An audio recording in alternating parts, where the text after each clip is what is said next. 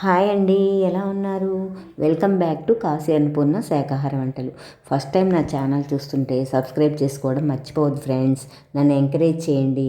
ముందు ముందు మంచి పోస్టులు మీకు షేర్ చేస్తాను. ఇవాళ మన ఛానల్లో రెసిపీ వచ్చేసి బెండకాయ మసాలా కర్రీ టమాటాతోటి. చాలా చాలా బాగుంటుంది. కొంచెం ఓర్పుతో చేస్తే అద్దరిపోయే రుచి గల రెసిపీ రెడీ అవుతుంది. దీనికి ఏం చేస్తారంటే పెద్ద ఉల్లిపాయలు కట్ చేసేసి మిక్సీ జార్లో వేసేసి 5-6 వెల్లుల్లి రెబ్బలు యాడ్ చేసేసి కచ్చా పచ్చాగా మిక్సీ పెట్టి పట్టుకోండి. మరీ మెత్తగా వద్దనమాట. కచ్చా పచ్చాగా మిక్సీ చేసేసి పక్కన పెట్టండి. తర్వాత 2 పెద్ద టమాటాలు కట్ చేసేసి టమాటాలు మాత్రం మెత్తగా మిక్సీ పెట్టి పక్కన పెట్టుకోండి. ఈ విధంగా అన్నమాట. తర్వాత లేతగా ఉన్నటువంటి బెండకాయల్ని శుభ్రంగా కడిగేసేసి ఆ ముచ్చికలంతా తీసేసి 2 భాగాలుగా కట్ చేయండి. ఒక కాయని 2 భాగాలుగా కట్ చేసేసి ఒక బౌల్లో తీసుకోండి. ఈ విధంగా కర్రీ చేస్తే 2-3 చపాతీలు తినేవాళ్ళు ఈజీగా 4-5 తింటారు. అంత బాగుంటుందన్నమాట ఈ కర్రీ. లేతగా ఉంటే గ్రేవీగా కర్రీ చాలా బాగొస్తుంది ఫ్రెండ్స్.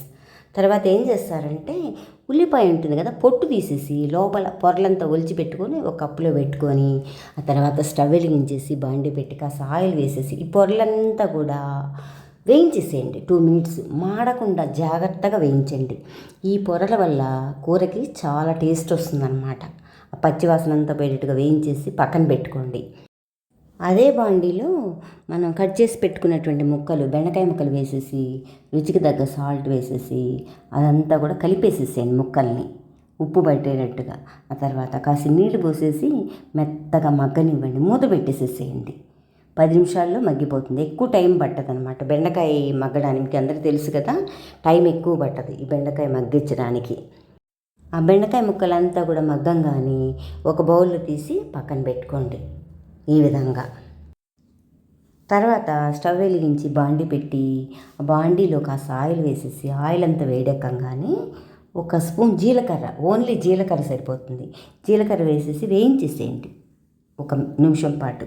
ఆ తర్వాత ఆ నూనెలో మనం కచ్చా పచ్చాగా ఆడించి పెట్టుకున్నాం కదా ఉల్లిపాయ పేస్టుని అదంతా వేసి వేయించేసేసేయండి. బాగా పచ్చివాసన అంతా పోయేటట్టుగా వేయించేసేసేయండి, బ్రౌన్ కలర్లో వచ్చేటట్టుగా. ఆ వేయించినటువంటి ఉల్లిపాయ ముద్దలు మనం ఉడికించి పెట్టుకున్నటువంటి బెండకాయ ముక్కలు యాడ్ చేసేసేయండి. బాగా కలిపేసేసేయండి. ఆ తర్వాత చిటికెడు పసుపు, అలాగే ఆమ్చూర్ పౌడరు, చాట్ మసాలా, కారం పౌడరు అవన్నీ వేసేసి కలిపేసేసేయండి.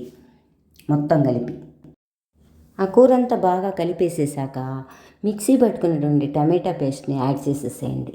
ఆ పేస్ట్ అంతా కూడా కూరతో కలిపేసేసి మనం వేయించి పెట్టుకున్నాం కదా ఉల్లి పొరలు, వాటిని కూడా యాడ్ చేసేసేయండి. మొత్తం కూడా కలిపేసేసి మెత్తగా మగ్గనివ్వండి. మూత పెట్టేసేసేయండి. 5 నిమిషాలు మగ్గిపోతుంది కూర.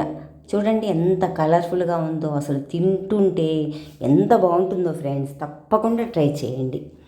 చాలా చాలా బాగుంటుంది. ఇలా రెడీ అయినటువంటి బెండకాయ మసాలా కర్రీని ఒక బౌల్లో సర్వ్ చేసుకోండి. Thank you. Please like, share and subscribe my channel.